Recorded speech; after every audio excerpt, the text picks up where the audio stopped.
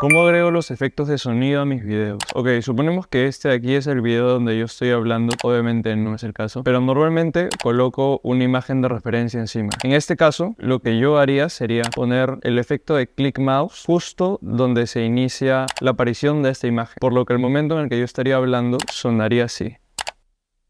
De este mismo modo podemos colocar el efecto de pop o el efecto del whoosh, simplemente en la posición en la que aparezca algo nuevo o hagas un acercamiento, o agregas una imagen o un emoji. Y si te gustó esta información, sígueme y guarda el video.